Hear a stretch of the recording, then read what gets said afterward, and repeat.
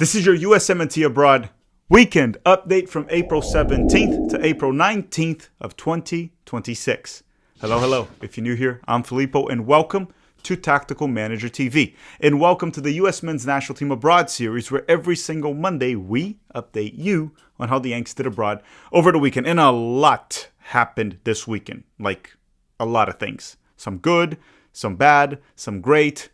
None of them really terrible. So it's going to be a good episode. Now, before we start, I do want to say that we are back in the TST, the $1 million 7x7 soccer tournament that will happen this summer. After the incredible campaign that we had in 2025, we had to return.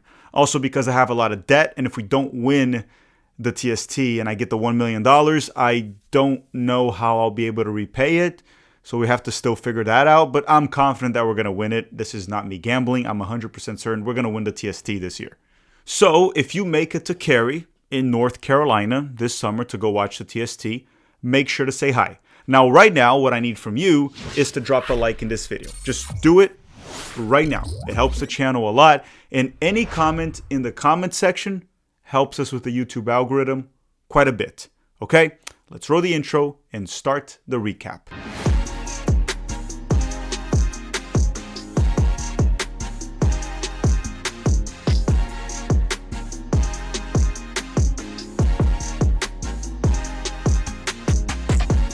Okay, as always, we start with the top 5 leagues in Europe. The first one being the Italian Serie A. Now, this doesn't mean Italy has the best league. We just mainly start with it because two of our main guys play there, right? Christian Pulisic and McKennie. Why don't we start with Christian Pulisic? And on Sunday, Pulisic started and played 80 minutes for Milan during their 1-0 win over Verona. And I'm sorry, I just got to be straightforward about it. Pulisic was not good. Was he horrendous and the worst player for Milan? No, but he wasn't good. And sure, you can say the entire Milan squad has been bad. Allegri is a freaking terrorist. Leao has been worse. It doesn't matter, right? Pulisic is not playing well. He has 0 goals in 2026. And we are already in late April. He has not been good. He had a few games like last weekend, the one before this one, that he did okay. Like he had a good performance despite not getting any goal contributions. But overall, he's been quite poor in 2026 for club and country. And I want to end Pulisic's section with this. If you put injuries aside, this is probably the worst stretch of like 4 to 5 months I have seen in his career. Yes, it's worse than the Chelsea one, because the Chelsea one, very often he was injured or played out of position. This one, he's playing as a striker, sometimes on the left wing. He's playing at his best position, and he's playing a lot. He's just not performing. Next up in Italy, we have Yunus Musa from Atalanta. And listen, Musa did not play a single minute this weekend, once again. And it's been reported that Atalanta will not use the option to buy. So he's going to leave Atalanta because he's on a loan. He belongs to Milan. But then it's also been reported that Milan doesn't want Yunus Musa. This guy right now is like a hot potato. They're just passing him around, trying to find a club that wants him. Milan holds his contract. They don't want him. Atalanta has him on a loan. They don't want him. I don't know where Musa will go. But what we do know is that he will have a different club this summer. It's not going to be Milan. It's not going to be Atalanta. Maybe he goes back to Valencia on a loan.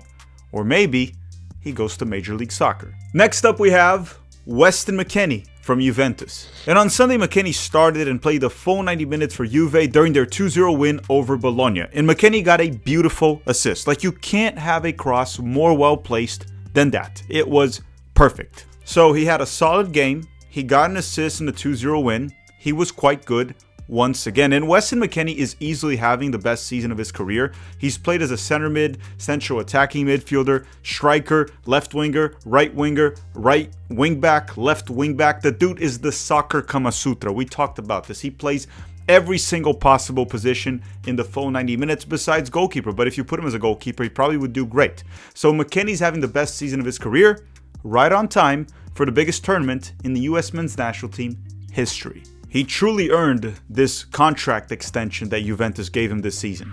Now we have the Americans that play in England, in the English Premier League. The first one would have been Chris Richards from Crystal Palace, but they play on Monday, and we record this on Sunday, so you know the drill. In the comment section down below, let us know how Chris Richards did.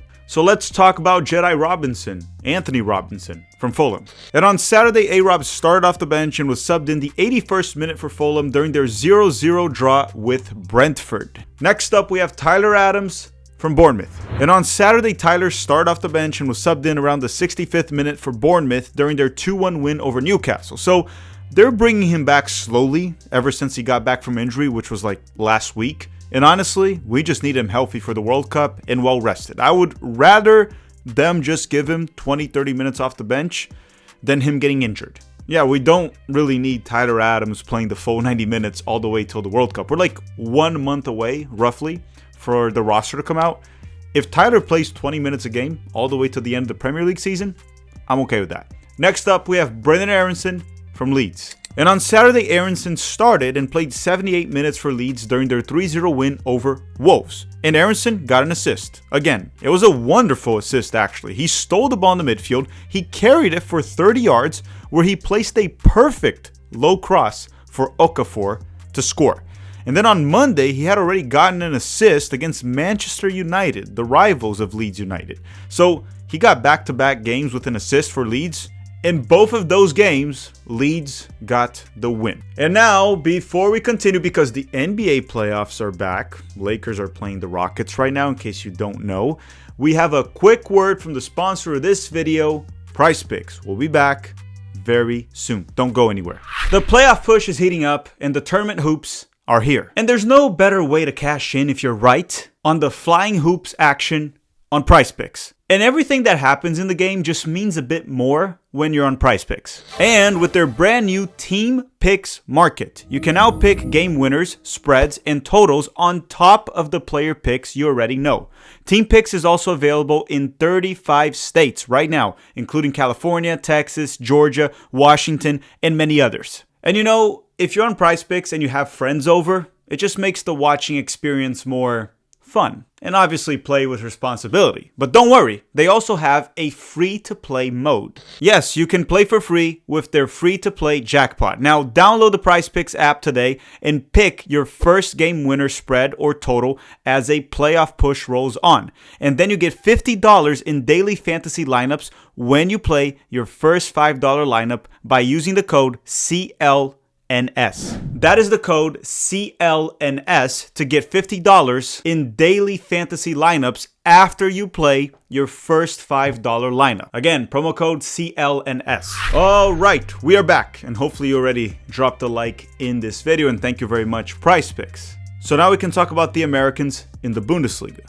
And we have an American prospect in the Bundesliga that will very soon break Pulisic's and Gio Reyna's record. Because Christian Pulisic held the record of youngest American to debut in the Bundesliga, more specifically when he played for Borussia Dortmund, when he made his debut at age 17 and 4 months. That record was later on broken by Gio Reyna, I believe in 2020, when he made his Bundesliga debut, also for Borussia Dortmund. And now we have the 16-year-old American Mathis Albert that has been consistently making the bench for Dortmund over the past few games. And with 4 games left in the Bundesliga this season, he's expected to make his debut very soon. And if he does, he'll break Gio Reyna's record, the same record that Gio Reyna broke that originally was held by Christian Pulisic. And let me tell you, Mathis Albert is a real talent. So remember that name and watch out for that player.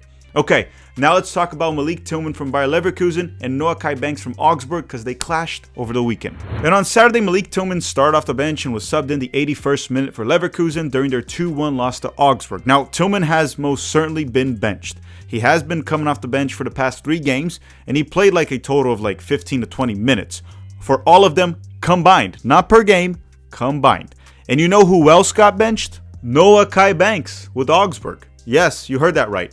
Ever since he politely declined the USMNT March camp call-up, he hasn't played a single minute for Augsburg. You heard that right. 0, nada, no minutes. Okay, now let's talk about Joe Scally and Gio Reyna from Borussia Mönchengladbach. And on Sunday, Scally started and played the full 90 minutes for Gladbach during their 1-1 draw with Mainz. Now, Scally scored the first goal of this game that gave Gladbach the lead that ultimately they were not able to hold on to because the game ended 1-1. And the goal was a left-footed shot from Joe Scally from the edge of the box. I'm pretty sure there was a deflection to help him, but overall it was a pretty nice goal. And Gio Reyna finally played. He got subbed in the 72nd minute for Gladbach. Hey man, Gio Reyna getting meaningful minutes. I'll take it. 72nd minute, that's over 20 minutes in the game if you put added time. That's great. Now, did he do anything? Not much, but hey, he played 20 minutes. Time to talk about the Americans in Spain. The first one being Johnny Cardoso from Atletico Madrid and Pellegrino Matarazzo, the coach of Real Sociedad, because Atletico and Real Sociedad clashed over the weekend for the Copa del Rey final. And on Saturday, Johnny started off the bench and was subbed in the 78th minute for Atletico Madrid during their 2-2 draw and penalty shootout loss to Real Sociedad in the Copa del Rey final. So Real Sociedad were the champions. Johnny played well, but he did waste a 1v1 situation with the goalkeeper. He had a great opportunity to score, but the goalkeeper saved it. He should have done better, regardless of what you think. Besides that, Johnny was quite good in the last 10 minutes of the game and the 30 minutes of extra time. But the big story here was Pellegrino Matarazzo. We need to talk about the American coach. First American to coach in the Bundesliga. First American to coach in La Liga. First American to win a major trophy in one of the countries that have the top 5 leagues, right? Which would be Spain, England, France, Italy, and Germany. So he won a trophy in Spain, the Copa del Rey. Sorry to Jesse Marsch, but Austrian Cup, Austrian League, that's not a real trophy. And mind you, Pellegrino Matarazzo won this trophy without coaching the big 3. He wasn't coaching Barcelona, he wasn't coaching Real Madrid, and he wasn't coaching Atletico Madrid. And this guy took charge of Real Sociedad on December of 2025 when the club was in 15th place in La Liga. He led them back up in the table, now they're in 7th, and he won the Copa del Rey. Simply incredible. And one thing I just realized, which is kind of crazy, have you noticed that the most successful American coach in Europe ever has never touched MLS? And the most successful USMNT player ever, Christian Pulisic, has not touched MLS. Okay? And again, I'm saying most successful player in Europe. Of course, you're going to say, oh, Lendon did more for the national team and Dempsey.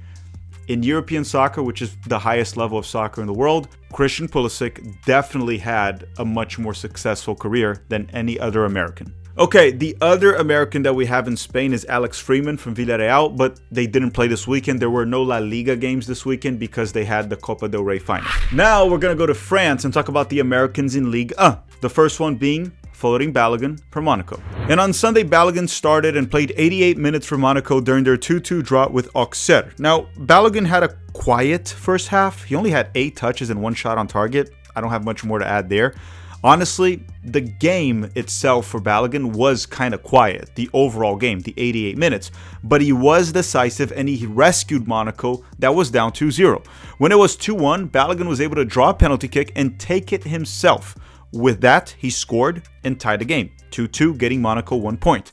His form is sky high and his confidence is sky high. Balogun has 10 goals in the last 10 games for Monaco, and he has scored in Liga for 8 consecutive games. He has scored in a top 5 league for 8 consecutive games. That is insane for an American player, very often unheard of. Has any American player or USMNT player ever scored in a top 5 league for 8 consecutive games? I actually can't remember right now from the top of my head. So next up would have been Mark McKenzie from Toulouse, but he got a red card last weekend, so he was suspended for this one. So let's talk about Tim Weah from Olympique Marseille. And on Saturday, Tim Weah started off the bench and was subbed in at halftime for Marseille during their 2-0 loss to Lorient. Now, why did he come off the bench? I don't freaking know. Maybe Weah was benched. I guess we'll find out next weekend. Alright, now let's talk about Tenor Tessman from Lyon. And on Sunday, Tessman started off the bench and was subbed in the 79th minute for Lyon during their 2-1 win away against PSG. This was big, and this was the Endrick show. Endrick took over this game. And this win got Lyon to 3rd place, putting them in a good spot to qualify for next year UEFA Champions League.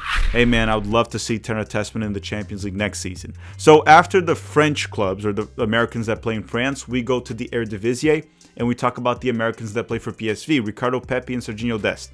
They didn't play this weekend. Why? Because they had the Dutch Cup final. PSV was not in the final, so there were no Eredivisie games.